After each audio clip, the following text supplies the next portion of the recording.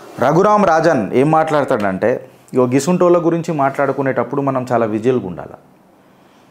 వీళ్ళు ఇంటర్ప్రిట్ చేసి మాట్లాడతారు, చాలా డిప్లొమాటిక్గా మాట్లాడతారు. వీళ్ళ గురించి ఆలోచిద్దాం. ఓ సినిమా 3 గంటలు ఉంటుంది పోతుంది ఫ్రెండ్స్. ఆ సినిమా మీద మనం జీవితం రివ్యూ చేసుకోలేం. ఆ సినిమా నా నిజ జీవితంలో ఈ క్యారెక్టర్లో కలుస్తుంది అని అనుకోవడం ఎంతవరకు కరెక్టు అని నేను అడుగుతా. దాని మీద మేము పొద్దుగాల లేచి 5 నెలల నుంచి 6 నెలల నుంచి కదరా ఆల్మోస్ట్ మేము చేస్తుంటే మీరు మా నిష్టని చేయడం అనేది నేను నిజంగా చెప్తా, ఒకసారి మీరు పునః విచారించాలని చెప్తా. ఇక మా సోది మాకు మేము కొట్టుకున్నాడు మంచిగా ఉండదు కాబట్టి అది నేను మీ విఘ్నతకి ఇడిచిపెడతా. ఈ గిరీష్ అనేటోడు ఈ మీ చిత్రగుప్త్, ఇప్పటికీ నేను మీ చిత్రగుప్తే అంట. మీ చిత్రగుప్త్ ఎట్లాంటి డెసిషన్స్ ఇప్పటిదాకా తీసుకుందో చూడండి.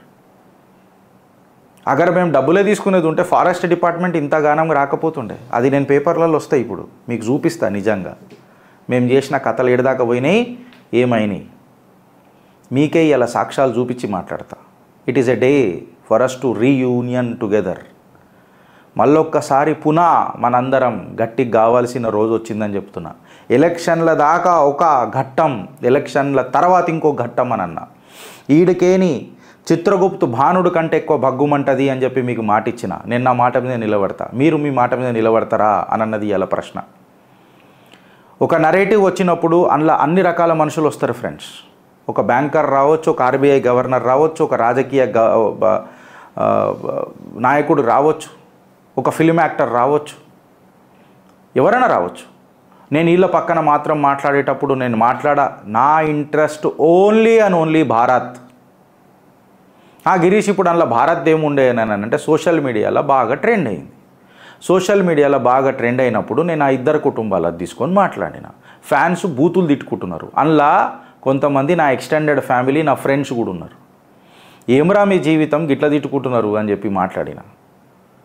అంతే తప్ప నాకు పర్సనల్ అజెండా నా వీళ్ళతో లేదు, నా వాళ్ళతో లేదు. నా అజెండా ఏదైనా ఉన్నది అని అంటే తిరంగా నా agenda. So straight to the చిట్టాస్ వన్స్ అగైన్. రఘురామ్ రాజన్ గురించి మాట్లాడుతున్నప్పుడు రఘురామ్ రాజన్ ఏమంటాడంటే అంచెలుగా రాహుల్ గాంధీని బొందబెట్టింది అర్నబ్ గోస్వామి రిపబ్లిక్ టీవీలో పిలిచి వెనకటికి 2014లో ఆయన క్యారెక్టర్ని కంప్లీట్గా అసాసినేట్ చేసిండు అని చెప్పి రఘురామ్ రాజన్ మాట్లాడతాడు. అయితే నేనేం అడుగుతున్నానంటే ఫ్రెండ్స్, అసలు ప్రతిభ అననే పరిచయమా రాహుల్ గాంధీ అని అడుగుతున్నా. రాహుల్ గాంధీకి పరిచయం చేయాలనంటే మనం ఏం చేస్తాం? వన్ ఆఫ్ ది కంప్లీట్ ఒక నిజంగా చెప్తే ఆయన మాటలన్నీ దేడిదిమాగ్ మాటలే ఉంటాయి. ఇక్కడ నుంచి ఆలుగడ్డ పెడతా, అక్కడ నుంచి సోనా అని అంటాడు.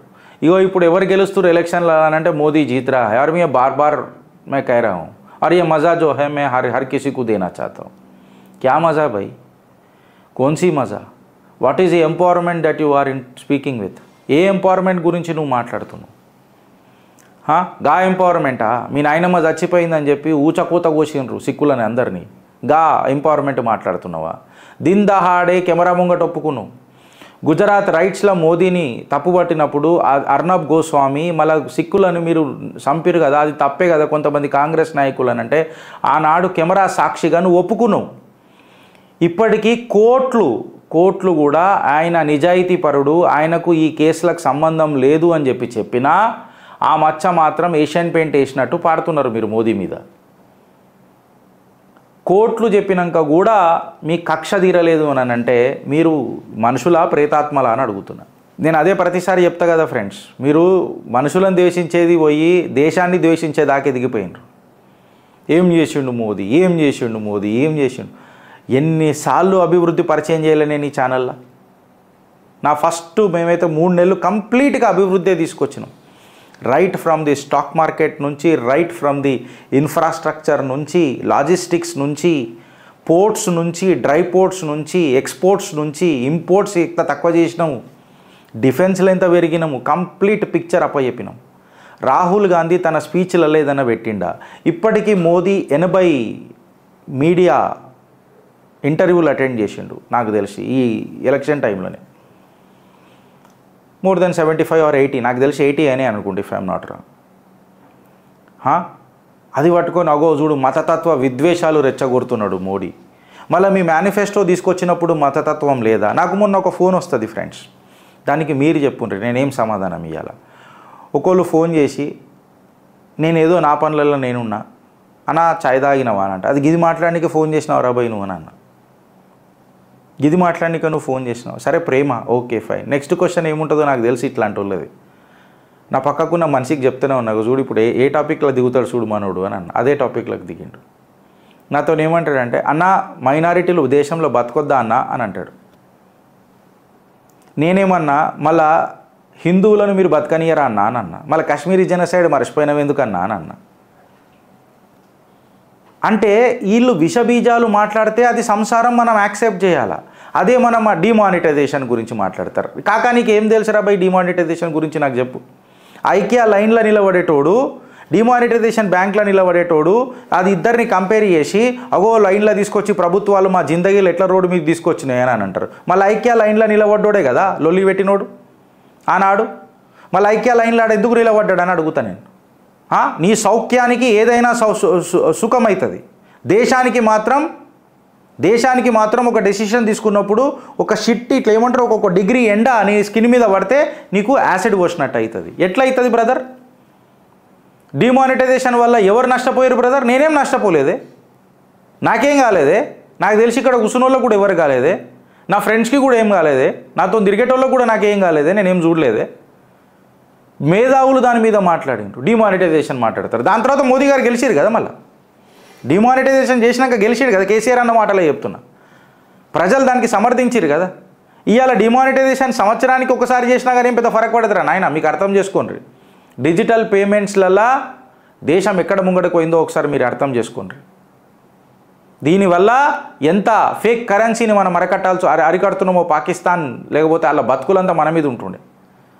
ఇది మీరు అర్థం చేసుకోండి. ఇవ్వద్దు మనకు ఈ సబ్జెక్టే వద్దు. ఏమనంటే పాకిస్తాన్ మాట్లాడతారేంద్రా, దేశం మీద మాట్లాడుర్రు ఏనంటే.